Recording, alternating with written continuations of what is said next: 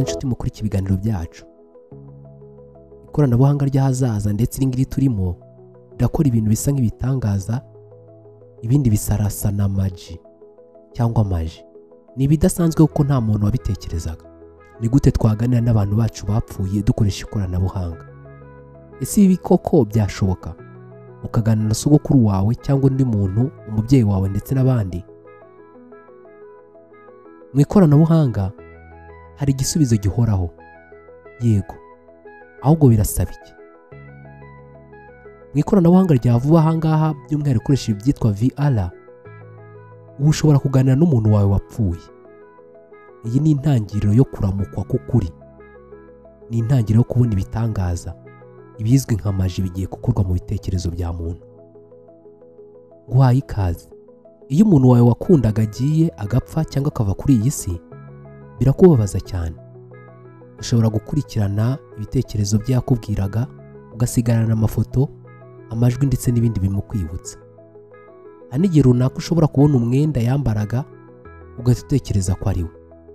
Abenshi bagira agahinda iyo yabaga ari umuntu umwegereye cyane, ndetse bikazasaba igihe kirekire kugira ngo amwikuremo. Hari n'abatekereza yuko bashobora gusanga abantu bafite imbaraga zidasanzwe bakamubagarurira, ariko hari ubanza bidashoboka ku bantu bapfuye. Ariko byagenda bite ndamutse nkubwiye ko ikoranabuhanga rishobora kugufasha kuganira n'uwo muntu wawe?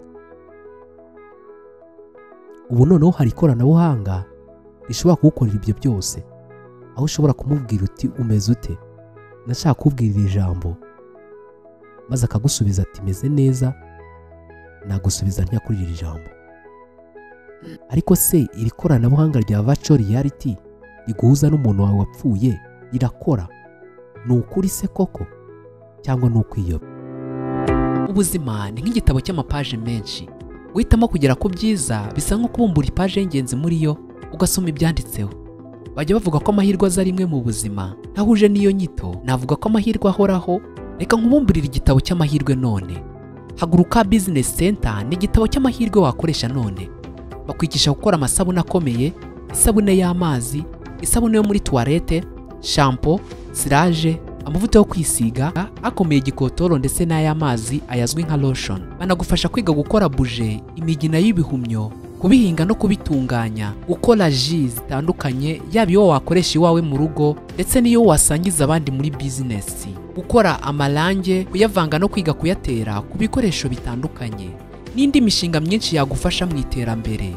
Nk'iyi koranabuhanga rigezweho, social media management, declaration na serivisi z'irembo n'ubundi bumenyi bwagufasha mu iterambere. Abatabona umwanya kubw'impamvu zitandukanye z'imirimo bakora mu bihe bisanzwe, nabo turabafasha kuko hari serivisi zo muri weekend na serivisi z'iyakure online. Bakwigisha gukora imishinga itandukanye ibyara inyungu ndetse n'uburyo buhitse bwo gukorana n'ibigo by'imari. Reka nkwibira ibanga. Niba ushaka gutangira inganda nto cyangwa inini, ibanga ni muri Haguruka Business Center. Bagufasha kwiga aya masomo yose ku buryo bwiza kandi vuba. Byaza umusaruro amahirwe yawe uyu munsi na Haguruka Business Center. Waduhamagara kuri 078 167 167 2 cyangwa 079 40.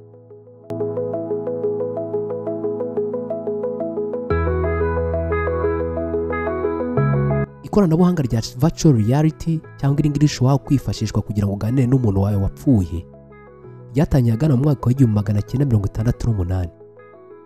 Ryatangijwe n'umuhanga witwaga Ivan Sutherland. Yakoze first head mounted display. Iyo ngiyo yakoze bwa mbere, cyangwa iki gisahane runaka yakoze wambika mu maso yawe, yerutse kwitwa The Sword of Democracy. Agana mu mwaka wa 1900 hashyira mu mwaka wa 2000, Atari na Sega nabo bakozeho ikindi kintu kidasanzwe mu buryo bw'ubushakashatsi. Mu mwaka wa 2010 hari uwitwa Oculus, Pamalukis.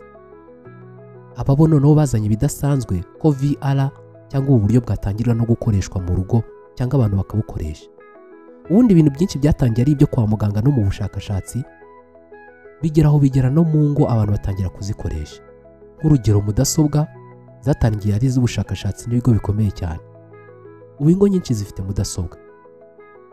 Hari akantu kitwa stethoscope, gakoreshwa kwa muganga kandi kagakoreshwa mu buryo runaka bwo gupima umutima n'ibindi, thermometre ndetse n'ibindi.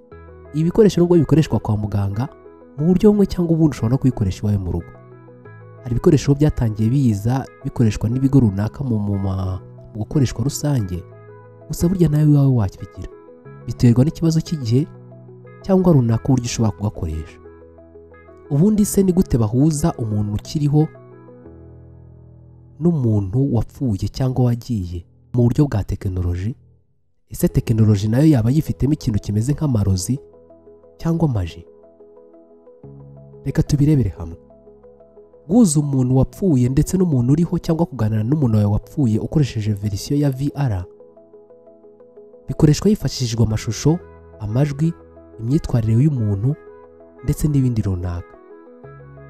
AI Deep Learning ikamenya uburyo yavugaga, yitwaraga, imyitwarire ye ndetse n'ibintu by'ingenzi yakundaga gukoresha. Hari igice cya gatatu cyitwa 3D cyangwa se dimensiyo ya gatatu. 3D modelization ni uburyo runaka bwo guhindura ishusho igakora ibimenyetso, ikamuvinga ndetse ikagira imyitwarire nk'iya muntu.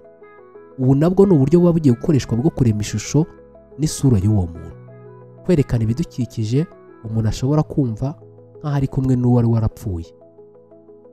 Ibi byose iyo bimaze gushyirwa hamwe bigera kuri 4: amashusho n'amajwi, AI Deep Learning, 3D modelization, immersive programming, bishobora kuba noneho bigiye kuturemera ishusho y'umuntu wacu utariho, tukaba twaganira. Ni inkuru y'umubyeyi witwa Jang Jing Song, umugore w'umunyakoreya wakoresheje VR mu guhuza agahuzwa n'umwana we wari warapfuye. Iyi nkuru yiswe Meeting You, nahagana mu mwaka wa 2020. Muri iyi veni Jang Jing Sung, nyina w'umukobwa witwaga Nayeoni, wari warapfuye afite imyaka 7. Jang Jing Sung n'umukobwa we witwaga Nayeoni barahuye maze baraganira ndetse bagirana amarangamutima mu gikorwa cyakozwe na Munhua. Iyi Munhua Broadcasting Corporation yaramufashije maze ahura n'umukobwa we Nayeoni. Imagine if you can meet your deceased loved one last time. What would you do? How would you feel? Jang Jing Sang yambaye VR set cyangwa se ibikoresho runaka kira cyo ku maso wambara kimeze nk'igikaske, maze VR version imuha ikiganiro yari yaramukoreye mu gihe cyashize.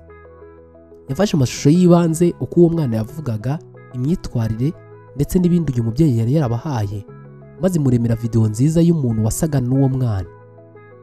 Igihe kigeze balonshize igihe maze bamwambika izi rinete ajya mu cyumba runaka kirimo urumuri rwinshi.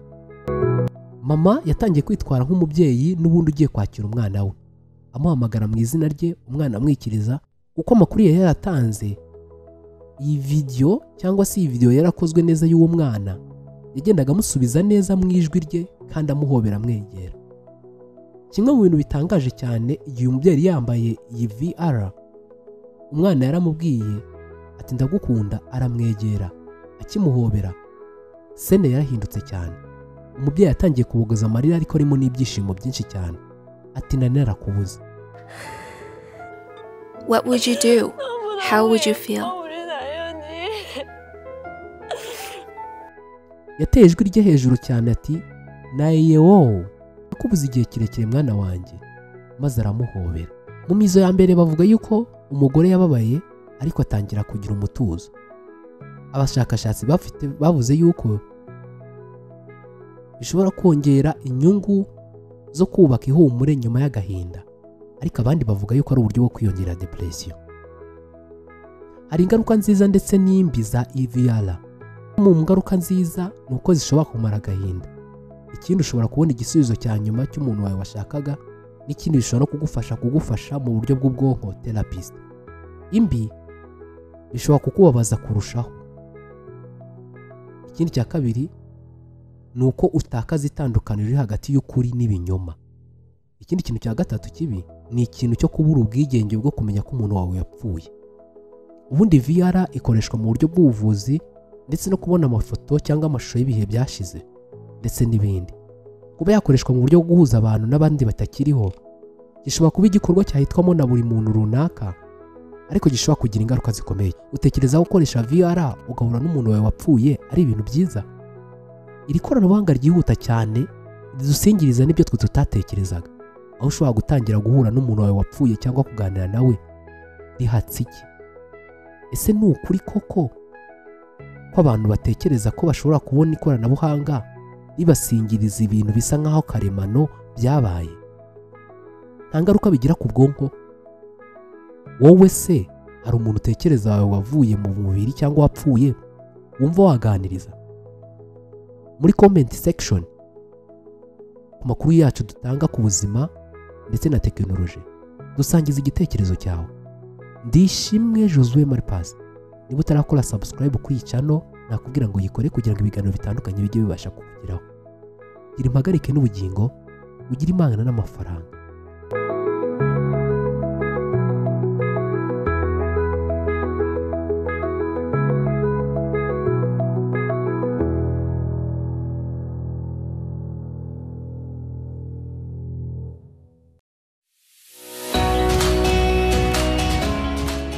Uyu munsi mu Rwanda hari imbuga za internet 20 zisurwa cyane kurusha izindi.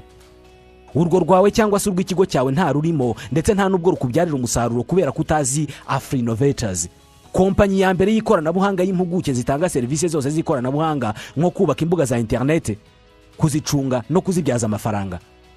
Aba n'ubitabaza usibye kukubakira urubuga rwa internet rwiza, hari n'ibindi bintu bitanu bazakorera website yawe ihita itangira kubyara umusaruro. Urubuga rwawe bazarukorera ibyitwa search engine optimization cyangwa se SEO. Uku ni ugukora ku buryo website yawe izajya igaragara byoroshye kuri Google, Microsoft, Bing n'izindi mbuga shakiro. Niba ari urubuga rw'ubucuruzi, ibicuruzwa byawe bizahita bigera kuri benshi. Bazakubakira uburyo bwo kwamamaza website yawe ku mbuga nkoranyambaga kandi bagukorera ibyitwa pay per click. Ibi ni ukwishyura udufaranga duke cyane maze imbuga nkoranyambaga nka Facebook, Instagram, LinkedIn cyangwa se Google bakakwamamariza. Banagukorera email marketing, ari byo kugira liste nini ya email woherereza abantu ubabwira ibyo ukora. Ibi nibyo Afrinovators bazobereyemo. Niba ufite urubuga rwa internet rwaba urukorerwaho ubucuruzi, urw'ikigo kitari icya leta, urwamamazwaho service nk'ubukerarugendo, urutangirwaho amasomo n'ibindi, inzira yonyine yo kurumenyekanisha no kurubyaza umusaruro ni Afrinovators Limited. Bahamagare cyangwa ubandikire kuri WhatsApp kuri 07 85 73 7078 cyangwa ubandikire email kuri info@afrinovators.com cyangwa usura urubuga rwabo rwa internet y3@afrinovators.com. Ushobora no kubasura aho bakorera mu mujyi wa Kigali muri Town Center Building inyuma ya Simba Supermarket.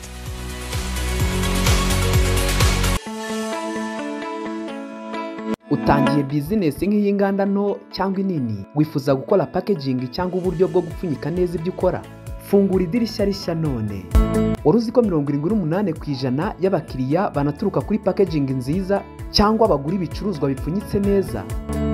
M&C Corrugated Box Company ni igisubizo mpamo cyawe. Dukora amakarito y'ubwoko bwose ku ngano yose ushaka neza kandi vuba. Tuyandikaho kuri size zose ushaka kandi tugashyiraho ibirango byawe ibizwi nka branding. Hesha agaciro ibyo ukora, ibicuruzwa byawe ubishyira mu makarito meza mashya kandi yizewe. Iki ni igisubizo niba waburaga amakarito ushyiramo ibicuruzwa byawe. Dutanga n'izindi serivisi zitandukanye kandi tukanazigisha, zirimo kwandika ku myenda, imodoka, amatasi n'ibindi bikoresho byose mu buryo bwiza bwa kinyamwuga, kuvanga no gutera amarange n'ibindi bijyanye nabyo. Ikaze. Fungura idirishya rishya none urebe indi page nshya y'ubuzima butoshye. Koresha packaging nziza cyangwa pfunyika neza bikubereye kandi bitangiza ibidukikije. M&C Corrugated Box Company duhamagaye kuri 07 48 19 233 cyangwa 07 11 86 370. Wanadusanga aho dukorera mu mujyi wa Kigali mu karere ka Gasabo, Karuruma, ahazwi nko mu Makawa, mu marembo ya Emono Park. Dusure ku mbuga nkoranyambaga zitandukanye nka Facebook, YouTube, TikTok, Instagram, ukoresheje izina M&C Corrugated Box Rwanda, M&C Corrugated Box Company Rwanda, Smart Packaging, Perfect Solutions.